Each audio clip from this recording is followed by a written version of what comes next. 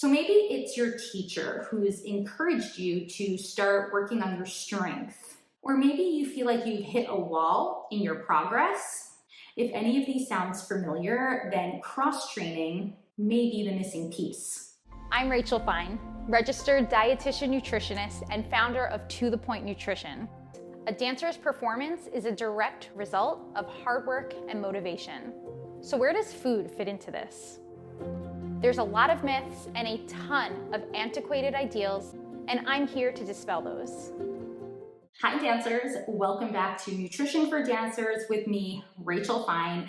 Today we are diving into a topic that comes up a lot, especially during goal setting seasons or when dancers feel like they've started to hit a plateau in their training, cross-training. So maybe it's your teacher who's encouraged you to start working on your strength. Or maybe you feel like you've hit a wall in your progress, or you're just struggling to hold balances and keep up with your endurance during class.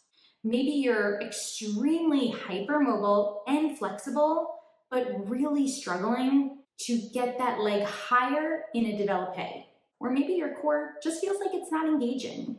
If any of these sounds familiar, then cross-training may be the missing piece. So in today's discussion, I'm tuning into the experts to break down what cross-training really is, how it benefits dancers specifically, and how to build the most supportive and sustainable cross-training routine without teetering into the land of too much. We don't want your cross-training regimen to burn you out.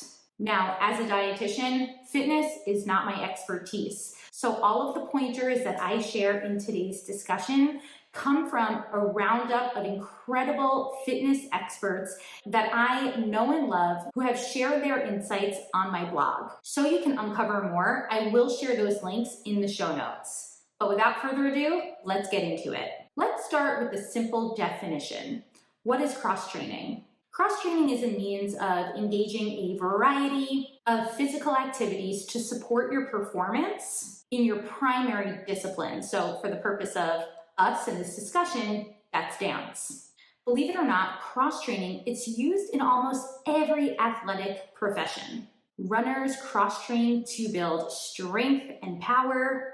They also do so to help prevent injury like shin splints. Swimmers tend to do dry land workouts to help improve their stamina. And well, dancers, we benefit from a combination, a thoughtful blend of strength, mobility, and cardiovascular training. But here's the key. Cross-training for dancers, it's not just about a random gym workout here and there. It really encompasses an intentional movement, one that will ultimately support your technique, protect your joints, and enhance your overall performance so we can reduce our risk to injury. Now, big disclaimer, you're gonna hear me say this multiple times throughout this discussion. I'm a dietitian, so my expertise is not in fitness and cross-training. We're gonna uncover a lot of the basics here and what I think all dancers can benefit from knowing when it comes to building sustainable cross-training habits. But ultimately, for any dancer who is starting to embark on a new cross-training regimen or looking to fine-tune their current cross-training regimen,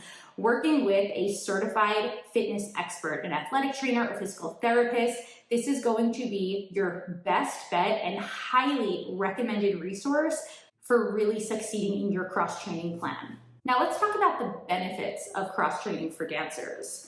Let's actually look deeper into a dance class. The physical demands are obvious. Cardio, flexibility, muscular control, balance, and even mental focus. Cross-training can ultimately help to address all of these areas, both intentionally and efficiently. Here are some of the main benefits fitness experts emphasize when it comes to cross-training for dancers. Increased flexibility and mobility, especially for higher extensions. Improved cardiovascular fitness so that you don't feel so out of breath like after petit allegro. Strength training, particularly of your core and even of your glutes. For better point work and stability. Better agility, especially during those quick transition steps. Reduced risk of overuse injuries. I'm talking about tendinitis or even stress fractures. And can't forget about this, but a boost in mental motivation and training variety so that we don't risk burnout. I want to make it really clear that dance injuries, unfortunately, are super common, but often they're preventable. Fitness experts will often talk about tendinitis, chronic pain, joint instability, likely resulting from very one-sided, repetitive movements without the right or enough of the right muscular support. Cross-training helps to balance this out. It engages neglected muscle groups, encourages a healthier mobility practice, and, well, this one was a big one for me personally, it really teaches dancers how to move more intentionally, not just habitually, right? We become more attuned to our bodies and even moving our bodies within a proper alignment. I want to walk you through 3 core areas of cross-training that most fitness experts will hone in on when working with dancers. Strength training is an obvious and very important one. This often includes using resistance, whether it's weights or bands, maybe it's your own body weight, to build power and even endurance. Now, the best part about strength training that I found as a dancer is that you really don't need a fancy gym in order to do this. Many experts suggest a few dancer-approved strength training tools like resistance bands or dumbbells or kettlebells, body weight moves like push-ups, even planks, and functional exercises like lunges and even glute bridges. The best part is that even just 10 to 20 minutes of these moves, let's just say like twice a week, can yield pretty big results, especially if you're consistent with it. Now, following strength training, we've got flexibility, mobility, and stability training. Yes, they're all different, but they're also closely connected. And here's what fitness experts have to say about each. Flexibility involves the lengthening of your muscles. Think about the connection between your hamstrings and doing splits. Mobility, this really involves the health of your joints. Think the rotation of your hips and even of your shoulders. And stability, well, this is your ability to really control your body even during movement. Think about simply a balance in retiré, having to really support the stability with your standing leg. A few ways that fitness experts will typically suggest in enhancing all of these areas: Pilates, yoga, active or dynamic stretching practices, stability ball work, and balance exercises like with the use of a BOSU or even wobble boards. These all help to build proprioception. This is your body's ability to sense where it is in space, particularly without you really needing to rely on a mirror. It's super important for clean and dynamic dancing. Now, we've broken down the importance of strength training, the role of mobility, flexibility, and stability. We cannot forget about cardiovascular conditioning. Personally, this was one that I have always struggled with as a dancer. And I found that it was always overlooked in my own personal training. With that being said, cardio helps you get through full run-throughs or extra long competition and performance weeks. As per fitness experts, some great dancer-approved cardio-focused options include swimming. That one's great because there's no pressure on your joints. Brisk walking, biking, or even dance-based cardio classes. Those could be extra fun too. So now that we've uncovered what fitness experts typically encourage dancers to include in their cross-training regimen, it's time to think about how dancers can build a routine that actually fits into an insanely busy dance schedule. I'm going to uncover 4 practical steps to help you do exactly this. But as I said earlier, your best bet for building a sustainable cross-training routine would be to rely on the experts, whether that's an athletic trainer, a certified fitness expert, a physical therapist. I will tell you this, extra bonus if they are versed in the unique needs of a dancer. So what are those steps? Well, first and foremost, we really want to set realistic goals. This is huge. If you're dancing 5 days a week, a full hour of cross-training every day, that's not realistic for you. Instead, start small. Experts often encourage trying 15 to 20-minute sessions 2 to 3 times per week. Now, you'll really want to be consistent with this, but you don't need to strive for perfection. You just want to have a bit of regularity. If your goal is a 15-minute cross-training session twice a week, then try sticking with it. That's going to always be way better than overcommitting and ultimately burning yourself out. Part of these strategies is one that unfortunately does get overlooked, but it really needs to be considered, is choosing activities that you actually find joy in. In other words, I call it joyful movement. Not every dancer will love lifting weights. I don't. Some dancers, like myself, prefer Pilates. Others thrive with bar classes or yoga classes. Try different modalities and listen to what allows you to feel not just strong, but also confident. Your cross-training could even ultimately become a bit of a mindset exit for you, especially if dance has been feeling a bit too high pressured for you right now. I also want you to remember to always embrace progression. Dancers tend to forget about this. We focus a lot on progress in the studio, and even in that realm, perfectionism can often take over.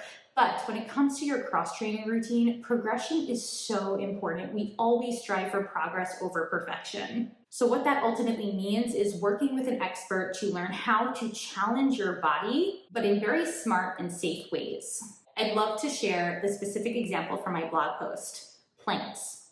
Starting with a wall plank, ultimately becoming a chair plank, then a full arm extended plank, maybe a forearm plank, followed by a side plank, and last, adding some reps and even leg lifts to a full plank. That's a really awesome progression to work towards. And according to the experts, you don't even have to level up each week, but just try to keep track of those small wins. I wanted to share 2 specific dancer examples that may feel relatable for you. So let's say dancer A takes class 3 days a week. How can we fit in a sustainable cross-training regimen into this schedule? Well, perhaps on Monday, it involves 20 minutes of strength training-based exercises before class. Maybe it's a 20-minute session of Pilates. On Wednesday, perhaps it involves 30 minutes of mobility and stability exercises. And then on Saturday, maybe it's a swim session for some light cardio. Now, how about the dancer who dances 6 days a week? Listen carefully. Tuesday, Thursday, maybe it involves 10-minute sessions each of a glute activation before class. Sunday, gentle Pilates, stretching, or maybe even a session of swimming. Most likely, that day is also going to be your recovery day, so we need to make time for rest. From those who I've worked with and gathered insights for these articles, I will tell you this, across the board, all fitness experts will agree that when it comes to cross-training, less is more when it's done properly. But to hone in on an important consideration here is rest and recovery, because we don't want to lose sight of our body's needs for recovery, even while trying to fit in a sustainable cross-training regimen. And unfortunately, a lot of dancers do tend to fall into that mindset of more training, better dancing. But in reality, and I can't stress this enough, overtraining can really derail your progress in the studio. It also increases your risk for injury and can even negatively impact your mental health. So I do want to talk about what overtraining can often look and feel like for dancers and how to stay attuned to your body to prevent it from happening. There are some red flags of overtraining, and fitness experts highlight a few early warning signs that dancers should be on the lookout for. First is that you're consistently sore, even after full rest days. So some muscle soreness is totally normal. We all experience it. But if you find that you are consistently sore even after periods of rest, it could be a red flag. Also, your performance is plateauing and even declining. You might feel slower, weaker, and even less flexible in class. Couple other red flags, you might be having trouble sleeping, even though your body's exhausted. You feel moody or irritable. You start experiencing recurrent injury, ankle tweaks, knee pain, even tendinitis. And last, mental burnout. You lose motivation, not just to cross-train, but even to dance. Any of these signs, and the experts agree, are ways your body's saying, I need a break. Dancers, please understand that rest is not laziness. It's actually critical for your body's recovery. It's the time when your muscles rebuild to get stronger. Without recovery, your training doesn't feel optimized. But how much rest do dancers actually need? Fitness experts typically suggest that one full rest day each week is ideal. No dancing, no intense workouts, just movement that feels good. You can also consider active recovery, like stretching, foam rolling, walking, or even gentle yoga are great examples. All of these help with circulation and ultimately can help to reduce muscle soreness. And just a note, after performances or auditions, or even after a competition-heavy week or weekend, give yourself a buffer. Your body will thank you. But we can't talk about rest and recovery without also talking about the mindset behind it. If you are used to pushing yourself through fatigue, or even commonly equating your success to productivity, rest can feel really uncomfortable for you. For many dancers, it even feels like you're doing something wrong. But I really want to help you reframe this. More doesn't equal better. In fact, smarter movement equals better movement. Taking a rest day will not cause you to fall behind. It helps you catch up. It helps your body catch up to its needs. That doesn't only mean its rest needs, but even its nutritional needs. Fitness experts often talk about training smarter, not harder. And that's a really important concept, especially for dancers who at baseline are constantly moving their bodies. So your cross-training regimen really needs to be thought about intentionally, and relying on a fitness expert is your best bet to go about it. When it comes to really structuring your week around both effort and rest, I suggest that you first identify your heaviest dance days. Don't schedule cross-training regimens on those days. Build in some buffer zones, as I mentioned earlier, especially after long rehearsals, performances, or even auditions.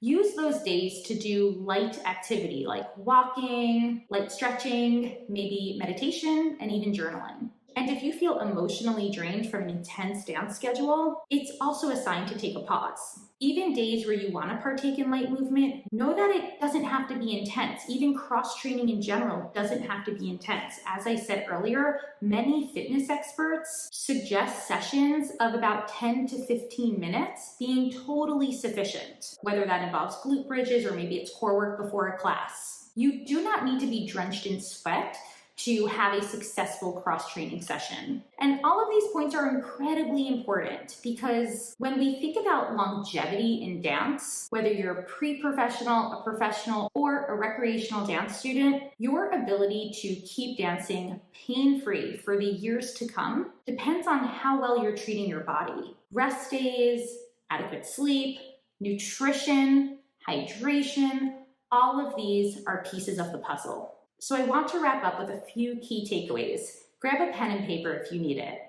First things first, the purpose of cross-training, it's not to compete with your dance schedule, it's to complement your dance schedule, to teach you how to train smarter, not harder. The goal is to improve performance and, of course, decrease your risk of injury. Consistency matters more than intensity. All of the fitness experts agree with this. 10 to 20-minute sessions a couple times a week, more than sufficient. Also, joyful movement matters. You want your training to feel supportive, not exhausting. Last but not least, make rest an equal part of your cross-training regimen. You can keep track of any of those red flags I discussed earlier as being signs of overtraining. If any of them come up, you might have to adapt as you go. This might mean your cross-training goals will ebb and flow depending on where you're at in your dance schedule. If it's a super heavy dance week, guess what?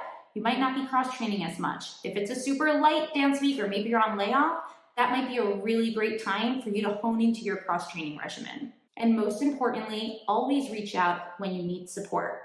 There are wonderful fitness experts out there who are well-versed in a dancer's unique needs, and I share contacts to many of them on my blog. I'm sharing those links in the show notes. All right, dancers, I hope you're taking away some important considerations here when it comes to building a supportive and sustainable cross-training routine. If you enjoyed this discussion, then do me a favor, hit subscribe so that you are first to know when I share new content. Also, you can find me on Instagram where I uncover a ton of topics and questions about things just like this, all to help dancers just like you optimize their performance. And until next time, I'll talk to you soon.